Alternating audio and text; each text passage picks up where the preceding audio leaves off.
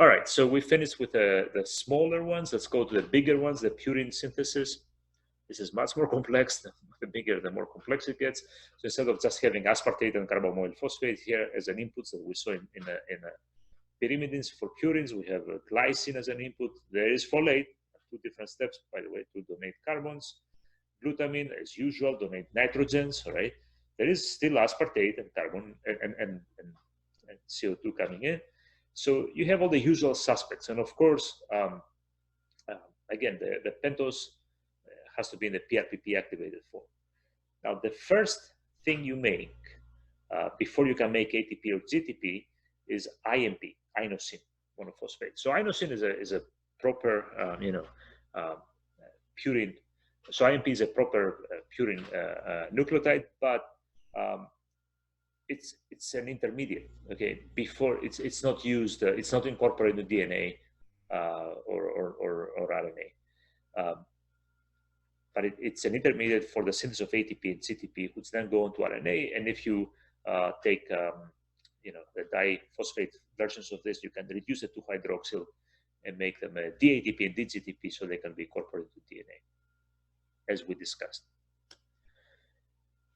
So we have the Novo Synthesis shown here in this green box, which is all these various steps, and we'll see some more reactions. So that gets you to IMP, and then again, as with pyrimidines, we have salvage. We have salvage of various things that can be used. We have guanine, we have inosine. Okay, so why is it salvage? Those things you can transport, but they cannot be used in any of the green pathways. Okay, you have to modify them in some ways before you can hit something that's useful and is part of the pathway. That's why it's xanthine. In the breakdown, we have hypoxanthine, then it gets converted to xanthine, and then to uric acid, okay, and also to allantoin. So the breakdown is extremely important. Uric acid is also, as I said, excreted to our urine. So purine biosynthesis, you do build on ribose. So you start with a PRPP, PRPP synthesis shown here. And once you make PRPP, as I said, PRPP can be used for tryptophan, histidine, pyrimidines. By the way, here you have to imagine the pentose phosphate pathway coming in, giving you this beautiful building block. You activate it into the PRPP form. You can make specific amino acids, pyrimidines, and you can make, of course, purines by first making IMP. Once you make IMP, you can go to AMP or xanthine monophosphate and then guanine monophosphate. And here, oops, sorry, let me move myself again. At the bottom is the salvage pathway, how you get these various things, guanine, adenine, hypoxanthine, and xanthine, and you can get into, you use the PRPP then to convert them to this intermediates. So the process is complex, and it starts with activated ribose, as I said. The first thing you do is to add an amino group, and again, where does it come from? It comes from glutamine again, right? And then you keep building, as you can see. You have here is your folates for 1 carbons, more aminations, more glutamine coming in here, and so on and so forth. So we're not going to go into this in detail because again, it's the same principles that we have seen before. Remember that glutamine is a major source of nitrogen in both purines and pyrimidines, right? The process is not done. We keep going, okay? And yeah, it's to get to the final product, which is IMP. Oops.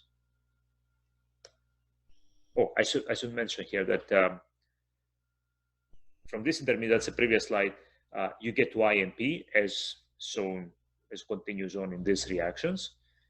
But this intermediate is also used as an entry if you want to make your thiamine. So remember the TTP, how important it is an electron sink. It's a cofactor in many enzymes.